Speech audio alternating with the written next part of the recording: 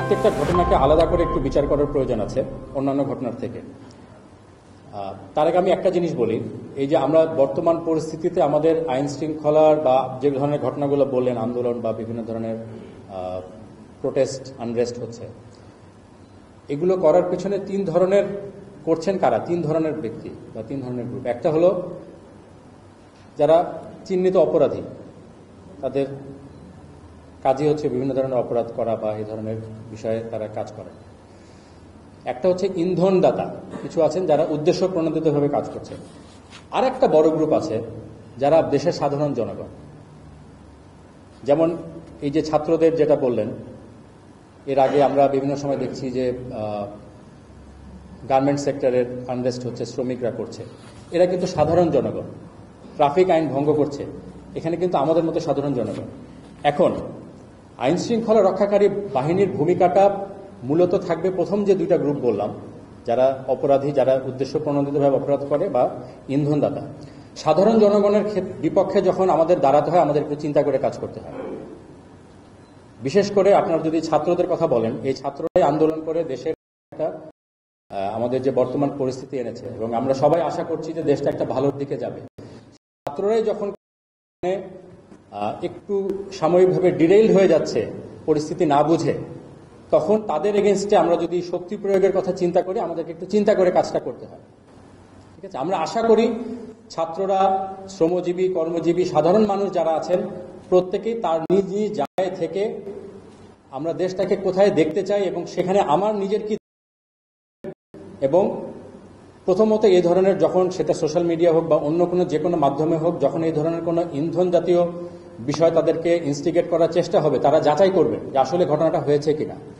দ্বিতীয়ত, যদি ঘটনা সত্যও হয়, সব ঘটনার প্রতিবাদ এত ভায়োলেন্টলি করার কোনো প্রয়োজন নেই, অনেক শান্তিপূর্ণভাবে করা যাবে, বিকজ আমরা সবাই শান্তি চাই দেশে।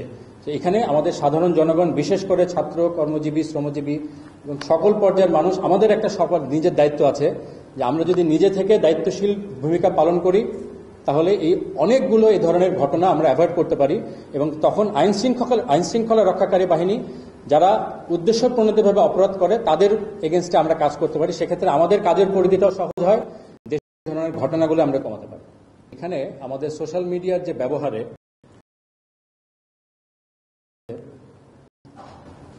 এই যে ইন্ধনদাতারা থাকেন, বাট সমস্যা যেটা হয়, ইন্ধনদাতারা একটা মেসেজ পোস্ট করার পরে এই কপি করে সবাই ইন্ধনদাতা থাকেন না। এখানে আমাদের মতো অনেকে আছেন যারা না বুঝে এটাকে ছড়িয়ে দেন, ছড়ার ফলে এই ধরনের আনরেস্টগুলো হয়।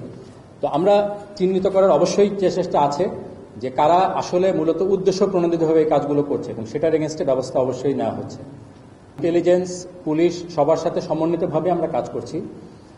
আমাদের প্রেজেন্সও আপনারা এই জন্য দেখছেন যে মূলত বড় ধরনের যতগুলো ঘটনা, কোথাও কিন্তু রিসেন্টকালে এমন হয়নি যে আমরা জানি, মানে আইন শৃঙ্খলা রক্ষাকারী বাহিনী জানে না বা ঘটনা ঘটে গেছে, এরকম কিন্তু খুব হয়নি। বাট এটার ব্যাখ্যাটা তো আমি আগেই দিলাম যে কোনো কোনো ক্ষেত্রে আমাদেরকে একটু চিন্তা করে কাজ করতে হচ্ছে।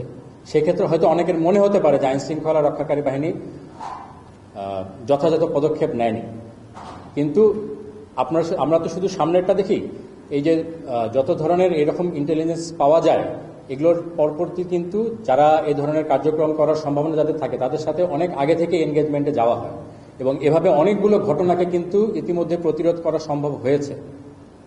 এর আগের প্রেস ব্রিফিং আমি বলেছিলাম, যেটা হয়তো যেহেতু ঘটনাটা হয়নি এই জন্য কেউ জানে না, বাট এই ধরনের অনেক ঘটনা প্রতিরোধ করা হয়েছে। তারপরেও যেগুলো ঘটছে সেগুলো তো আমরা চেষ্টা করছি, এবং আপনারা খেয়াল করবেন হয়তো আমরা সম্পূর্ণভাবে প্রতিটাকে প্রতিরোধ করতে পারিনি, বাট ঘটনাগুলোর জন্য একটা সার্টেন লেভেলের উপরে না যায় এবং তাড়াতাড়ি ঘটনাটাকে যে কন্টেইন করা যায়, সেই ব্যাপারে কিন্তু যথেষ্ট ব্যবস্থা নেওয়া হয়েছে পুলিশ, সেনাবাহিনীর সকলের পক্ষ থেকে।